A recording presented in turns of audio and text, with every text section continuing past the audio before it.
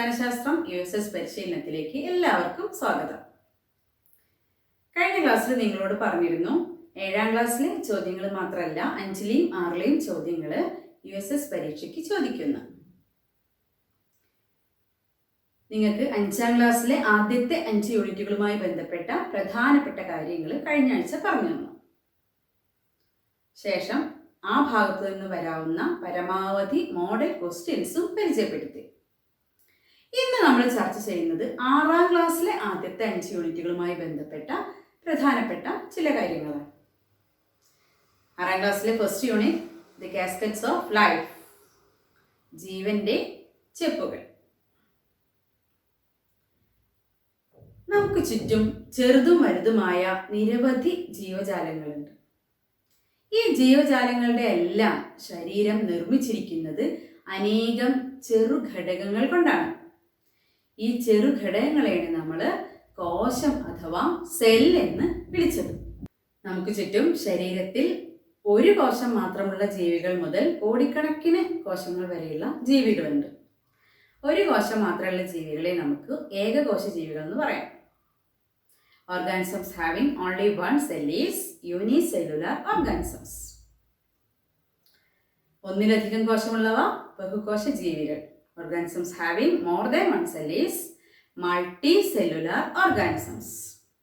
ഇപ്പോൾ amoeba, paramecium, virus, fungus, euglena ഇതൊക്കെ unicellular organisms ആണ്, ഏകകോശ ജീവികളാണ്. പിന്നെ സസ്യങ്ങളും ജന്തുക്കളൊക്കെ നമുക്ക് കാണാൻ കഴിയുന്ന ബാക്കിയെല്ലാം ബഹുകോശ ജീവികൾ എന്നുള്ള വിഭാഗത്തിലാണ് പെടുന്നത്. എന്നാൽ ഇപ്പോൾ നമ്മൾ ഫംഗസ് ഏകകോശ ജീവിയാണെന്ന് പറഞ്ഞു. പക്ഷേ ഈ ഫംഗസിനെ നമുക്ക് കാണാൻ കഴിയുന്ന ഫംഗസും ഉണ്ട്. പൂപ്പൽ, അച്ചാറിലെ പൂപ്പൽ നമുക്ക് കാണാൻ കഴിയും. റൊട്ടി അല്ലെങ്കിൽ ബ്രെഡിലെ പൂപ്പൽ നമുക്ക് കാണാൻ കഴിയും.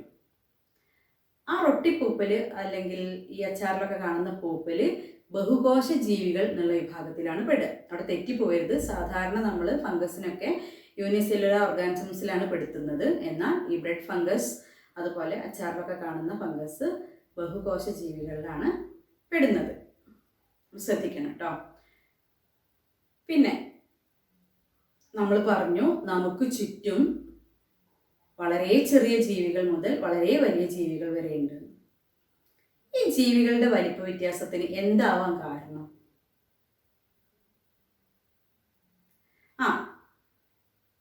ശരീരം നിർമ്മിച്ചിരിക്കുന്ന അടിസ്ഥാന ഘടകമാണ് കോശം.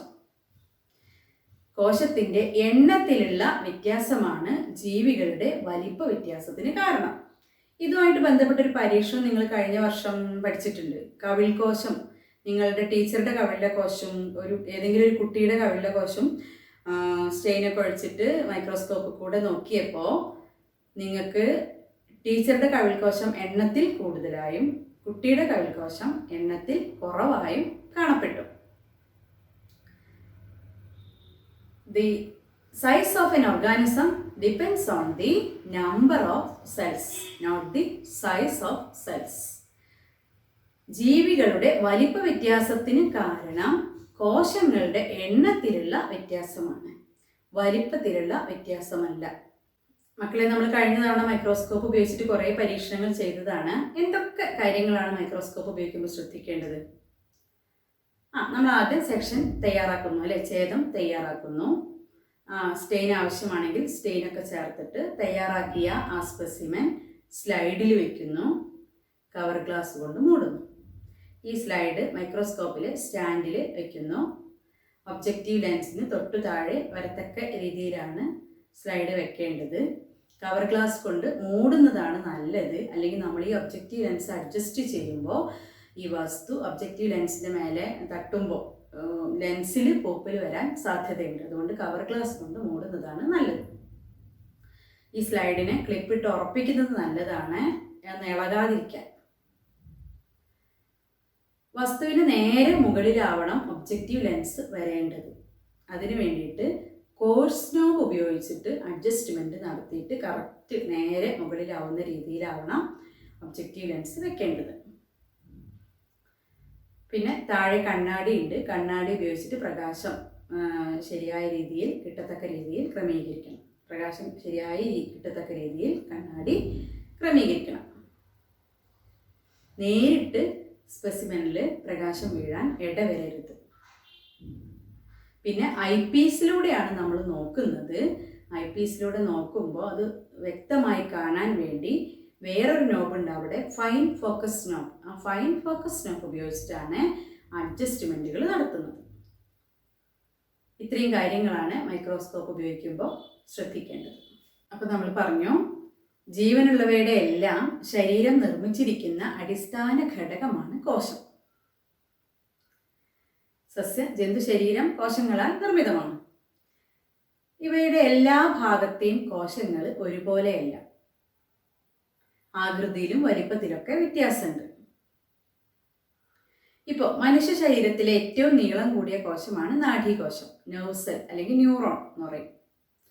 അതുപോലെയുള്ള ഷേപ്പോ സൈസോ അല്ല പേശീകോശത്തിന്, മസിൽ സെല്ലിന്. അതുപോലെയല്ല നമ്മൾ നേരത്തെ പറഞ്ഞ കവിൾകോശം. പിന്നെ രക്തകോശം, ഇതിൽ നിന്നൊക്കെ വ്യത്യാസമുണ്ട്. അപ്പോൾ വിവിധ ഭാഗങ്ങളിലെ കോശങ്ങൾ ആകൃതിയിലും വലിപ്പത്തിലും വ്യത്യാസം പുലർത്തുന്നു. സസ്യശരീരത്തിൻ്റെ കാര്യം ഇങ്ങനെ തന്നെയാണ്. കാണ്ഡത്തിലെ കോശം പോലെയല്ല വേരിലെ കോശം, വേരിലെ കോശം പോലെയല്ല ഇലയിലെ കോശം. ഇപ്പോൾ കഴിഞ്ഞ വർഷം നിങ്ങൾ കണ്ടിട്ടുണ്ട്, ഉള്ളിത്തൊലിയിലെ കോശമൊക്കെ നിങ്ങൾ നിരീക്ഷിച്ചതാണ്, ഇഷ്ടിക അടുക്കി വെച്ച പോലെ അല്ലേ? അതുപോലെ അല്ലല്ലോ ഇലയിലെ കോശം. അസുരന്ത്രമൊക്കെ നമ്മൾ കണ്ടതല്ലേ?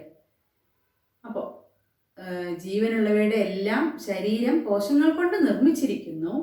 വിവിധ ഭാഗങ്ങളിലെ കോശങ്ങൾ ആകൃതിയിലും വലിപ്പത്തിലും വ്യത്യാസം പുലർത്തുന്നു. പിന്നെ കോശത്തിൻ്റെ ഘടന കൂടി നിങ്ങൾ അറിഞ്ഞിരിക്കണം, the structure of the cell. കോശത്തിൻ്റെ കേന്ദ്രഭാഗമാണ് മർമ്മം, the centre of the cell is nucleus.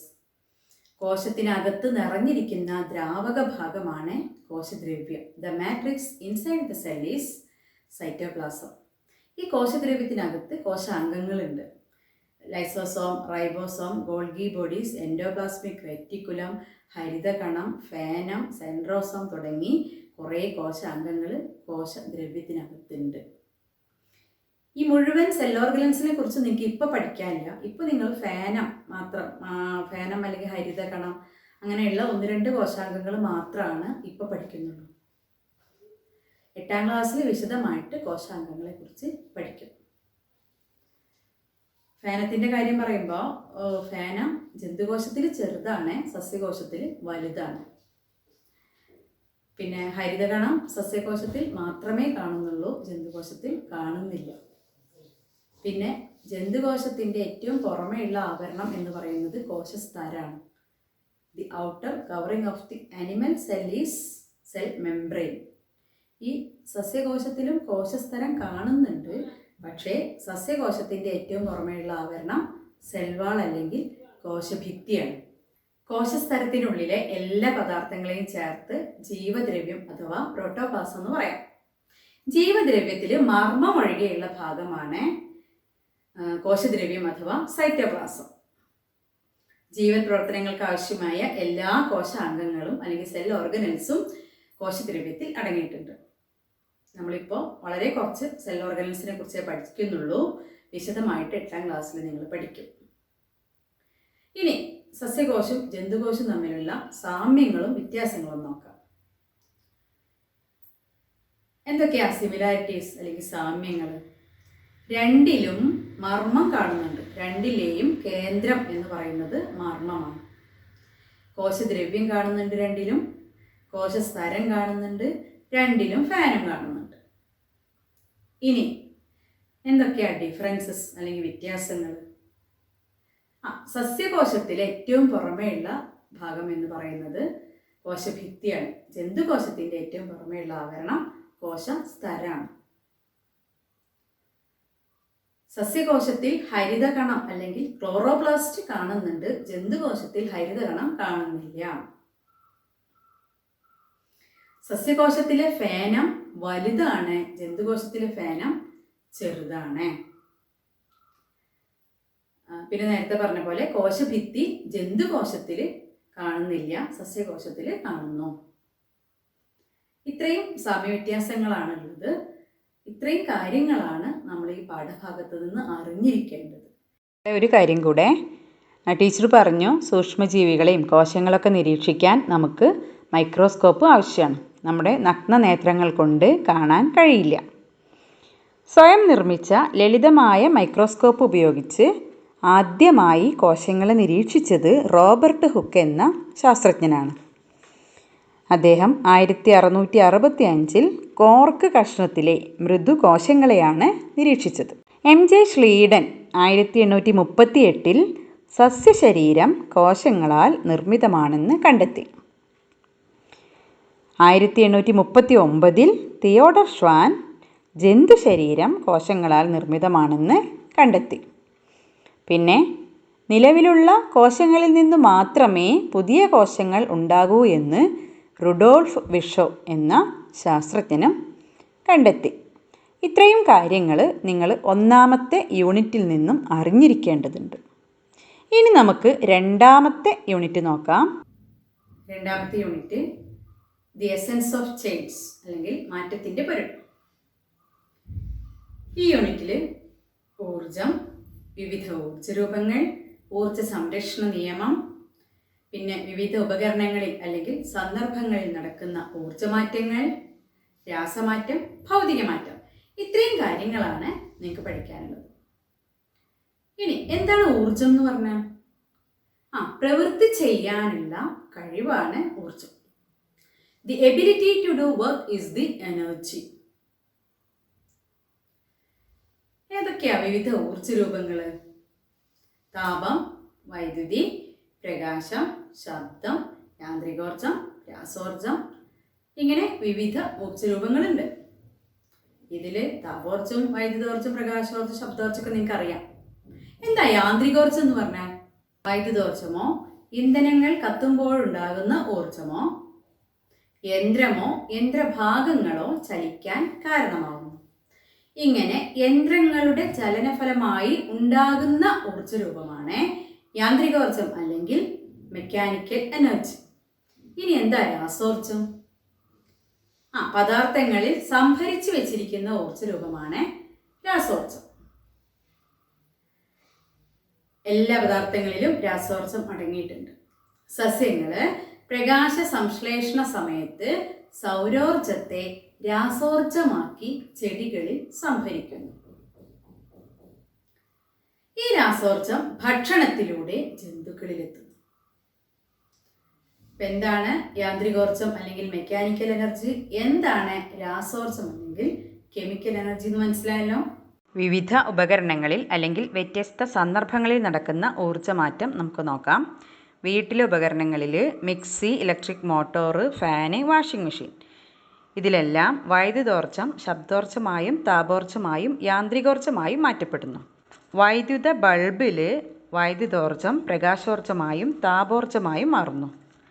Torch പ്രകാശിക്കുമ്പോൾ കറണ്ടിന് work ചെയ്യുന്ന ടോർച്ചാണെങ്കിൽ വൈദ്യുതോർജം പ്രകാശോർജമായും താപോർജമായും, അതുപോലെ ബാറ്ററി ഉപയോഗിച്ചിട്ടാണെങ്കിൽ രാസോർജമാണ് പ്രകാശോർജമായും താപോർജമായും മാറുന്നത്. പിന്നെ മെഴുകുതിരി കത്തുമ്പോഴും വിറക് കത്തുമ്പോഴും അതുപോലെ ഗ്യാസ് കത്തുമ്പോഴൊക്കെ രാസോർജമാണ് പ്രകാശോർജമായും താപോർജമായിട്ടും മാറുന്നത്. പടക്കം പൊട്ടുമ്പോഴും പിന്നെ പുത്തിരി കത്തുമ്പോഴും രാസോർജം ശബ്ദോർജമായും പ്രകാശോർജമായും താപോർജമായും മാറുന്നു. ഇനി മോട്ടോർ സൈക്കിൾ ഓടിക്കുമ്പോൾ രാസോർജം ശബ്ദോർജമായും താപോർജമായും യാന്ത്രികോർജമായും മാറുന്നു. പിന്നെ റേഡിയോ, കറണ്ടിന് വർക്ക് ചെയ്യുന്ന റേഡിയോ ആണെങ്കിൽ വൈദ്യുതോർജം ശബ്ദോർജമായി മാറുന്നു. എന്നാൽ ബാറ്ററി ഉപയോഗിച്ചിട്ടാണെങ്കിൽ രാസോർജമാണ് ശബ്ദോർജമായിട്ട് മാറുന്നത്. തീപ്പെട്ടിക്കൊള്ളി കത്തിക്കുമ്പോൾ രാസോർജം താപോർജമായും പ്രകാശോർജമായും ശബ്ദോർജമായും മാറുന്നു. പിന്നെ മൊബൈൽ ഫോൺ ചാർജ് ചെയ്യുമ്പോൾ വൈദ്യുതോർജം രാസോർജമായി മാറുന്നു. മൊബൈൽ ഫോൺ യൂസ് ചെയ്യുമ്പോൾ ആ രാസോർജം ശബ്ദോർജമായും പ്രകാശോർജമായും മാറുന്നു. ഇനി സോളാർ സെല്ലിൽ സൗരോർജം രാസോർജമായി മാറുകയാണ് ചെയ്യുന്നത്. സോളാർ സെല്ലിൽ സൗരോർജം രാസോർജമായി മാറുന്നു. ഇതുപോലെ നിങ്ങൾക്ക് ചുറ്റുമുള്ള മറ്റു ഉപകരണങ്ങളും അല്ലെങ്കിൽ മറ്റു സന്ദർഭങ്ങളൊക്കെ നോക്കി ഊർജ്ജമാറ്റം ഏതാണെന്ന് കൂടി നിങ്ങൾ കണ്ടെത്തുക. ഇത്രയും കാര്യങ്ങൾ പഠിക്കാം. ഇനി നമുക്ക് രാസമാറ്റം, ഭൗതിക മാറ്റം എന്താണെന്ന് നോക്കാം. ഈ കടലാസ് കത്തുന്നതും ചുരുട്ടുന്നതും തമ്മിൽ എന്താ വ്യത്യാസം? കടലാസ് കത്തുമ്പോൾ അതൊരു പുതിയ പദാർത്ഥമായിട്ട് മാറുന്നു. ചുരുട്ടുമ്പോൾ അതിൻ്റെ ആകൃതിക്ക് മാത്രമാണ് മാറ്റം വരുന്നത്. നിങ്ങൾ കഴിഞ്ഞ വർഷം മെഗ്നീഷ്യം റിബൺ കത്തിച്ചിട്ടുണ്ട്. അപ്പോൾ അതൊരു പുതിയ പദാർത്ഥമായിട്ട് മാറുന്നു. മെഴുകുരുകുമ്പോൾ എന്താ സംഭവിക്കുന്നത്? അതിൻ്റെ അവസ്ഥയിൽ മാത്രമാണ് മാറ്റം വരുന്നത്. പഞ്ചസാര ഉരുകുമ്പോഴോ അത് പുതിയ പദാർത്ഥമായിട്ട് മാറുന്നു. പിന്നെ നമ്മൾ ഐസ്, ജലം, നീരാവി, ജലത്തിൻ്റെ 3 അവസ്ഥകളാണിവ. ഐസ് താപോർജ്ജം സ്വീകരിക്കുമ്പോൾ അവസ്ഥയിൽ മാറ്റം വന്ന് ജലമായിട്ട് മാറുന്നു. ജലം താപോർജ്ജം സ്വീകരിച്ച് നീരാവിയായിട്ട് മാറുന്നു. നീരാവി താപോർജ്ജം പുറത്തുവിട്ട് വീണ്ടും ജലമാവുന്നു. ജലം താപോർജ്ജം പുറത്തുവിട്ട് വീണ്ടും ഐസായിട്ട് മാറുന്നു. ഇങ്ങനെ അവസ്ഥയിലുള്ള മാറ്റം, ആകൃതിയിലുള്ള മാറ്റം, വലിപ്പത്തിലുള്ള മാറ്റമൊക്കെ നമ്മുടെ ചുറ്റുപാട് നമ്മൾ കണ്ടിട്ടുണ്ട്.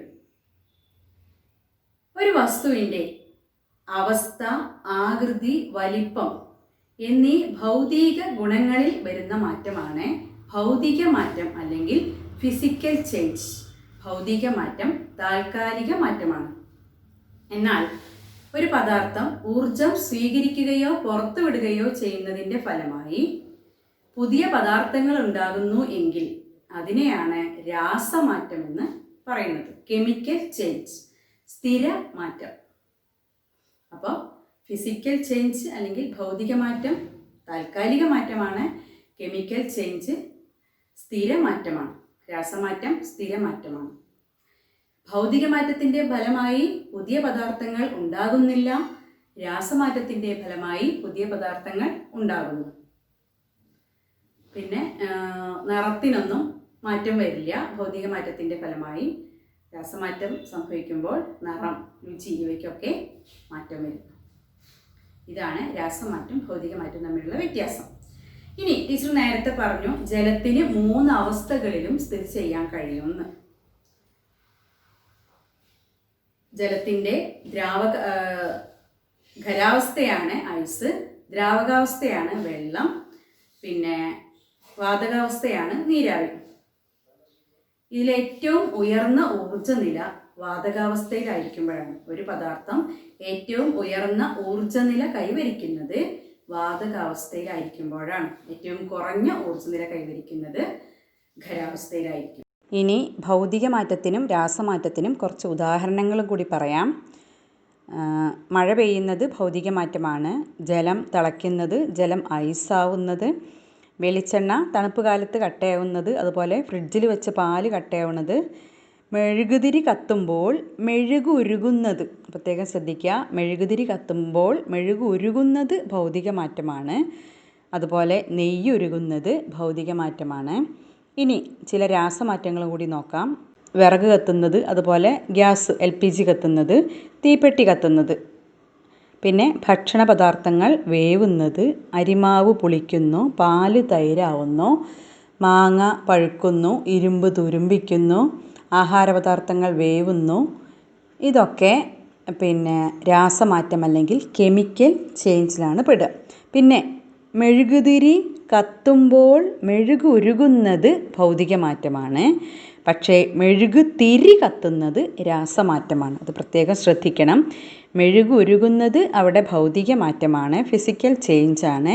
മെഴുക് തിരി കത്തുന്നത് രാസമാറ്റം അല്ലെങ്കിൽ കെമിക്കൽ ചേഞ്ചിലാണ് വരുന്നത്. ഇനി ഊർജ്ജ സംരക്ഷണ നിയമം എന്താണെന്ന് നോക്കാം. ഊർജ്ജത്തെ നിർമ്മിക്കാനോ നശിപ്പിക്കാനോ സാധ്യമല്ല. ഒരു രൂപത്തിലുള്ള ഊർജ്ജത്തെ മറ്റൊരു രൂപത്തിലേക്ക് മാറ്റാനേ കഴിയൂ. Energy can be neither created nor destroyed. One form of energy can be transformed into another form. This is energy conservation law, ഊർജ സംരക്ഷണ നിയമം. 3ാമത്തെ യൂണിറ്റ് ഫ്ലവർ ടു ഫ്ലവർ, പൂവിൽ നിന്ന് പൂവിലേക്ക്. ഈ യൂണിറ്റിൽ ആദ്യം പറയുന്നത് പൂവിൻ്റെ പ്രധാനപ്പെട്ട ഭാഗവും അതിൻ്റെ ധർമ്മമാണ്. സാധാരണ നമ്മൾ ചെമ്പരത്തിപ്പൂവാണ് പൂവിൻ്റെ ഭാഗങ്ങൾ പഠിക്കാൻ വേണ്ടി എടുക്കാറ്. ചെമ്പരത്തിപ്പൂ ഇത്തിരി വലിപ്പമുണ്ട്, അപ്പോൾ നമുക്ക് ആ ഭാഗങ്ങളൊക്കെ വ്യക്തമായിട്ട് കാണാം. ടീച്ചറും ഒരു ചെമ്പരത്തിപ്പൂ കൊടുത്തിട്ടുണ്ട്. പിന്നെ നോക്കൂ, പൂവിൻ്റെ ഏറ്റവും ആകർഷകമായ ഭാഗം എന്ന് പറയുന്നത് ദളാണ്. ദളങ്ങൾ കൂടിച്ചേർന്ന് ദളപുടമായി മാറുന്നു, അതായത് കൊറോള. ഇതാണ് പൂവിന് ആകർഷകവും നിറവും മണമൊക്കെ നൽകുന്നത്. ഇനി പൂവിനെ ചെടിയുമായി ബന്ധിപ്പിച്ച് നിർത്തുന്ന ഭാഗമാണ് പൂഞ്ഞെട്ട് അല്ലെങ്കിൽ പെഡിസൽ. പിന്നെ പൂവിൻ്റെ ഭാഗങ്ങൾക്ക് ഇരിപ്പിടമൊരുക്കുന്ന ഭാഗമാണ് പുഷ്പാസനം അല്ലെങ്കിൽ തലാമസ്. ഈ പെഡിസലിൻ്റെ നേരെ മുകളിൽ കാണാം. അതിൻ്റെ നേരെ മുകളിൽ പച്ച നിറത്തിൽ കാണാനുണ്ട് വിതളം. മൊട്ടായിരിക്കുമ്പോൾ പൂവിനെ സംരക്ഷിക്കുന്നു, വിരിഞ്ഞതിന് ശേഷം ദളകുടത്തെ താങ്ങി നിർത്തുന്നു. വിതളം അല്ലെങ്കിൽ കാലിക്സ്. ഇനി പൂവിൻ്റെ 2 പ്രധാനപ്പെട്ട ഭാഗങ്ങൾ നിങ്ങൾ അറിഞ്ഞിരിക്കണം. പൂവിലെ ആൺലിംഗ അവയവമാണ് കേസരപുടം, പെൺലിംഗ അവയവമാണ് ജനിപുടം. Male reproductive organ is the androecium, female reproductive organ is the gynoecium. ഗൈനീഷ്യത്തിൻ്റെ ഭാഗങ്ങളാണ് പിന്നെ പരാഗണ സ്ഥലം, പിന്നെ അതിൻ്റെ ഉള്ളിലൊരു വെള്ള തണ്ട് കാണും, ജനിതണ്ട്, പിന്നെ അതിൻ്റെ താഴെ അണ്ഡാശയം, പിന്നെ അണ്ഡാശയത്തിനുള്ളിൽ അണ്ടുണ്ടായിരിക്കും.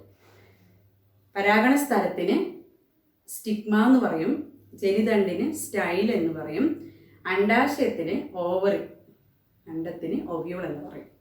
ഈ 4 ഭാഗങ്ങളാണ് ഗൈനീഷ്യത്തിൻ്റെ ഭാഗങ്ങൾ. ഇനി ആൻഡ്രീഷ്യത്തിന് അല്ലെങ്കിൽ കേസരപുടത്തിന് 2 ഭാഗങ്ങളാണുള്ളത്. ഒന്ന് പരാഗി അല്ലെങ്കിൽ ആന്തർ, 2 അതിൻ്റെ തണ്ട്, പിന്നെ ഫിലമെൻ്റ് എന്ന് പറയും. ആന്തറും ഫിലമെൻറ്റും ആണ് ആൻഡ്രീഷ്യത്തിൻ്റെ ഭാഗങ്ങൾ, കേസരപുടത്തിൻ്റെ ഭാഗങ്ങൾ. ഈ കേസരപുടത്തിൻ്റെ ഭാഗങ്ങളും ജനിപുടത്തിൻ്റെ ഭാഗങ്ങളും നിങ്ങൾ പഠിച്ചിരിക്കണം. വരയ്ക്കാനും കൂടെ പഠിച്ചിട്ടുണ്ടാവും കഴിഞ്ഞ തവണ. ഇപ്പോൾ നമുക്ക് USS പരീക്ഷയ്ക്ക് അത്രയൊന്നും ആവശ്യമില്ല, എന്നാലും ഫ്ലോ ചാർട്ടൊക്കെ വരുമ്പോൾ ചോദിക്കാറുണ്ട്. ജനിതണ്ടിൻ്റെ ഭാഗങ്ങൾ കൊടുത്തിട്ട് ഫ്ലോ ചാർട്ടോ അല്ലെങ്കിൽ കൂട്ടത്തിൽപ്പെടാത്തതോ അങ്ങനെയൊക്കെ ചോദ്യങ്ങൾ വരാറുണ്ട്. സസ്യങ്ങളുടെ പ്രത്യുൽപാദന അവയവമാണ് പൂക്കൾ. Flowers are the reproductive organs in plants. നമ്മൾ പറഞ്ഞു കേസരപുടവും ജനിപുടവും ഒരു പൂവിൻ്റെ പ്രധാനപ്പെട്ട ഭാഗങ്ങളാണ്. ചില പൂക്കളിൽ കേസരപുടവും ജനിപുടവും ഒരേ പൂവിൽ തന്നെ കാണും, ഇപ്പൊ ചെമ്പരത്തിയിലെ പോലെ. അത്തരം പൂക്കളെയാണ് ദ്വിലിംഗ പുഷ്പങ്ങൾ എന്ന് പറയുന്നത്. Both androecium and gynoecium are seen in same flower is known as bisexual flowers. എന്നാൽ മറ്റ് ചില പൂക്കളിൽ കേസരപുടവും ജനിപുടവും വെവ്വേറെ പൂക്കളിലാണ് കാണുക. അത്തരം പൂക്കളെ ഏകലിംഗ പുഷ്പങ്ങൾ അല്ലെങ്കിൽ യൂണിസെക്ഷൽ ഫ്ലവേഴ്സ് എന്ന് പറയും.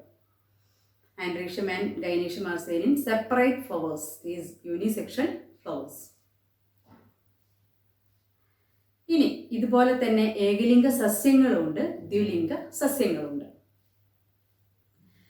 ഒരു സസ്യത്തിൽ തന്നെ ആൺപൂവും പെൺപൂവും കാണുന്നുവെങ്കിൽ അത്തരം സസ്യങ്ങളെയാണ് ദ്വിലിംഗ സസ്യങ്ങൾ അല്ലെങ്കിൽ മോണീഷ്യസ് പ്ലാന്റ്സ് എന്ന് പറയുന്നത്. In some plants both male flower and female flower are seen is known as monoecious plants. ഇനി ചില ഇനം സസ്യങ്ങളിൽ ആൺപൂവോ അല്ലെങ്കിൽ പെൺപൂവോ ഏതെങ്കിലും ഒന്ന് മാത്രമേ ഒരു സസ്യത്തിൽ കാണൂ. ആൺപൂക്കൾ ഒന്നിൽ കാണും, പെൺപൂക്കൾ വേറെ സസ്യത്തിൽ കാണും. അത്തരം സസ്യങ്ങളെയാണ് ഏകലിംഗ സസ്യങ്ങൾ അല്ലെങ്കിൽ ഡൈഈഷ്യസ് പ്ലാന്റ് എന്ന് പറയുന്നത്. Either mail flower or female flower are seen is known as dioecious plants. ഇനി ജാതി, ഈന്തപ്പന, കൊടംപുളി, കൊടപ്പനൊക്കെ ഏകലിംഗ സസ്യങ്ങളിലാണ് പെടുന്നത്. പിന്നെ മത്തൻ, പാവൽ, പടവലം, വെള്ളരിയൊക്കെ ദ്വിലിംഗ സസ്യങ്ങളിലാണ് വരുന്നത്. കൂടുതൽ ഉദാഹരണങ്ങൾ നിങ്ങൾ അറിഞ്ഞിരിക്കണം.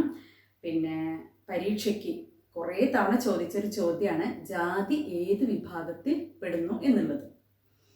അതുപോലെ കുറേ കൂട്ടങ്ങൾ തരും, അതിലേതെങ്കിലും ഒന്ന് ഏകലിംഗ സസ്യമായിരിക്കും, അല്ലെങ്കിൽ ഏതെങ്കിലും ഒന്ന് ദ്വിലിംഗ സസ്യം, ദ്വിലിംഗ പുഷ്പം, അങ്ങനെയൊക്കെ മാറി മിക്സ് ചെയ്തിട്ടൊക്കെ ചോദ്യങ്ങൾ ചോദിക്കാറുണ്ട്. അപ്പോൾ കുറച്ച് ഏകലിംഗ പുഷ്പങ്ങളുടെയും അതുപോലെ ദ്വിലിംഗ പുഷ്പങ്ങളുടെയും ഏകലിംഗ സസ്യങ്ങളുടെയും ദ്വിലിംഗ സസ്യങ്ങളുടെയൊക്കെ പേര് നിങ്ങൾ അറിഞ്ഞിരിക്കണം. ഓക്കെ, ഏകലിംഗ പുഷ്പങ്ങൾ പറയാം.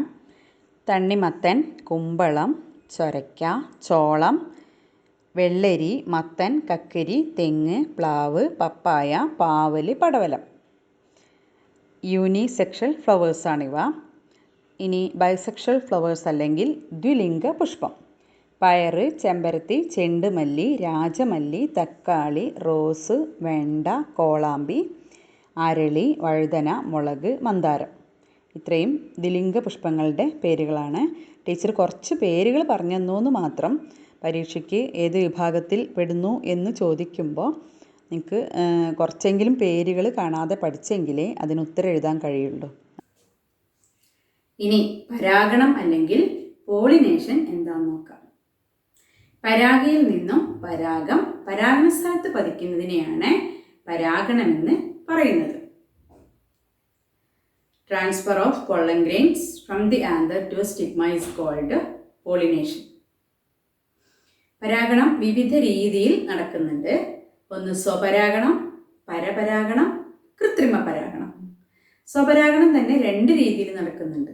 ഒരു പൂവിലെ പൂമ്പൊടി അതേ പൂവിൻ്റെ പരാഗണ സ്ഥലത്ത് പതിക്കാം. ദ്വിലിംഗ പുഷ്പങ്ങളിൽ അങ്ങനെ സംഭവിക്കാം. അല്ലെങ്കിൽ അതേ ചെടിയിലെ മറ്റൊരു പൂവിൻ്റെ പരാഗണ സ്ഥലത്ത് പതിക്കാം.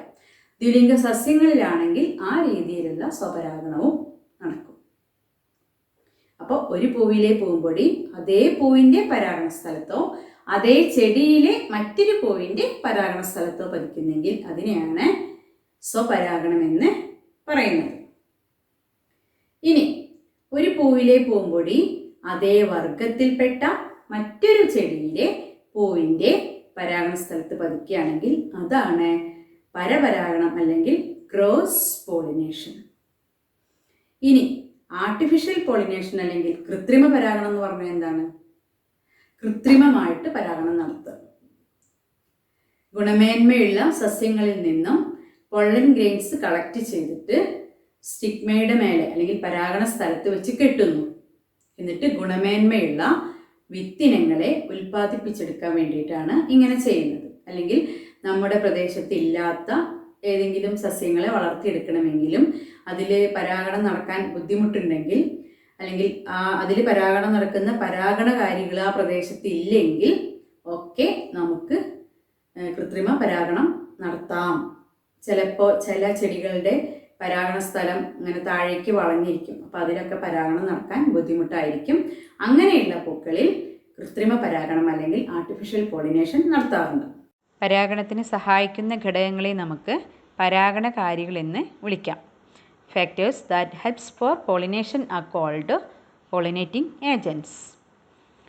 പ്രാണികൾ, പക്ഷികൾ, ജന്തുക്കൾ, പൂമ്പാറ്റ, നിശാശലഭങ്ങൾ, പിന്നെ കാറ്റ്, ജലം, ഇതൊക്കെ പരാഗണത്തിന് സഹായിക്കുന്ന ഘടകങ്ങളാണ്.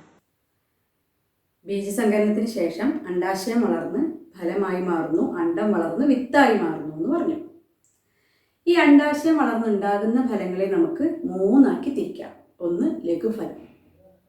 ഒരു പൂവിലെ ഒരു അണ്ഡാശയത്തിൽ നിന്ന് ഒരു ഫലം. Only 1 fruit is formed from each flower is known as simple fruit. ഈ ലഘുഫലങ്ങളിൽ ചിലതിൽ ഒരു വിത്ത് കാണുന്നു, മറ്റു ചിലതിൽ ഒന്നിലധികം വിത്തുകൾ കാണുന്നു. എന്താ അതിന് കാരണം? ചിലതിൽ ഒരു ഒവിയോളെ ഉണ്ടാവുള്ളൂ. ചില ലഘുഫലങ്ങളുടെ പൂക്കളിൽ അല്ലെങ്കിൽ ചില പൂക്കളിൽ ഒന്നിലധികം ഒവിയോളുകൾ കാണും. അങ്ങനെ വരുമ്പോൾ ആ ഒവിയോളുകൾ മൊത്തം വിത്തായിട്ട് മാറും. മാങ്ങയും തക്കാളിയും ലഘുഫലമാണ്. മാങ്ങയിൽ ഒരു വിത്തേ ഉള്ളൂ, തക്കാളിയിൽ ഒന്നിലധികം വിത്തുകളുണ്ട്. ഇതിന് കാരണം അതാണ്. മാങ്ങയിൽ ഒരു ഒവിയോളേ ഉള്ളൂ, ഒരു അണ്ടയുള്ളൂ. തക്കാളിയിൽ ഒന്നിലധികം ഒവിയോളുകളുണ്ട്. മറ്റ് ചില ഉദാഹരണങ്ങൾ കൂടെ ലഘുഫലങ്ങൾക്ക് അറിഞ്ഞിരിക്കേണ്ടതുണ്ട്. ഇപ്പോൾ മുന്തിരി ലഘുഫലമാണ്. മത്തൻ, പാവൽ, പിന്നെ ഈന്തപ്പഴം, പിന്നെ മാങ്ങ പറഞ്ഞു. ഇങ്ങനെ കുറച്ച് ലഘുഫലങ്ങളുടെ പേര് കൂടി നിങ്ങൾ അറിഞ്ഞിരിക്കേണ്ടതുണ്ട്. ചിലപ്പോൾ ചോദ്യങ്ങൾ വരാറുണ്ട്. ഈ ലഘുഫലങ്ങളെ നമുക്ക് വീണ്ടും 2 ആക്കി തിരിച്ചിട്ടുണ്ട്. മാംസളഫലം, ശുഷ്കഫലം. Fleshy fruit and dry fruits. ഫലം മൂത്ത് പാകമാവുമ്പോൾ മാംസളമാകുന്നവയാണ് മാംസളഫലം.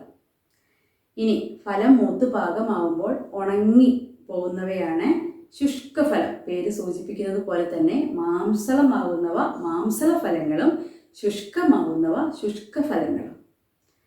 ഇനി ഈ മാംസഫലങ്ങൾക്ക് ഉദാഹരണം ഇപ്പോൾ മാങ്ങ മാംസഫലമാണ്. ഇപ്പോൾ വെണ്ട അതുപോലെ പയർ അതൊക്കെ ശുഷ്കഫലങ്ങളിലാണ് പെടുക. ശുഷ്കഫലങ്ങളെ വീണ്ടും രണ്ടാക്കി തിരിച്ചിട്ടുണ്ട്: സ്പോട്ടിഫലം, വിബോധഫലം. ഫലം മൂത്ത് പാകമാവുമ്പോൾ പുറന്തോട് ഉണങ്ങുന്നു, പക്ഷെ പൊട്ടുന്നില്ല. അത്തരത്തിലുള്ള ശുഷ്കഫലങ്ങളെയാണ് വിബോധഫലങ്ങളെന്ന് പറയുന്നത്.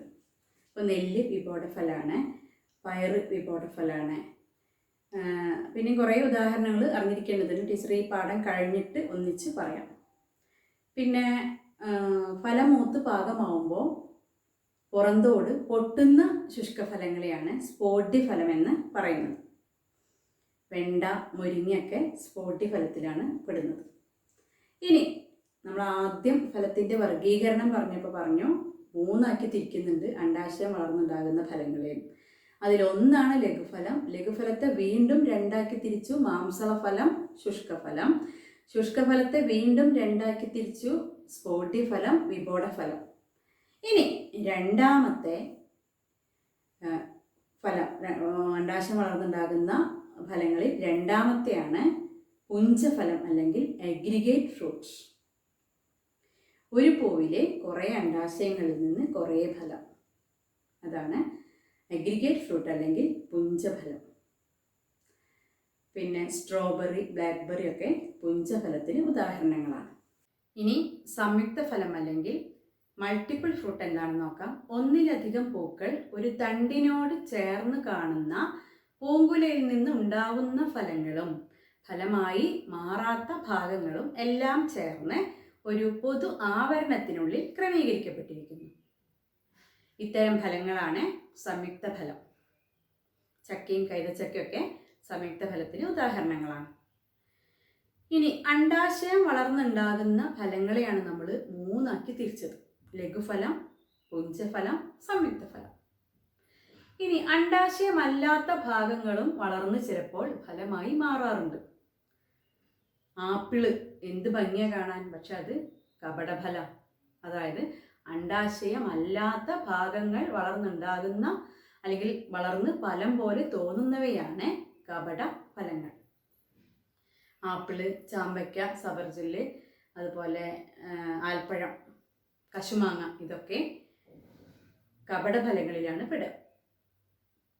ചില ഫലങ്ങളിൽ പൂഞ്ഞെട്ട്, പുഷ്പാസനം പോലെയുള്ള മറ്റു പൂക്കളുടെ മറ്റു ഭാഗങ്ങൾ വളർന്ന് ഫലം പോലെ തോന്നുന്നു.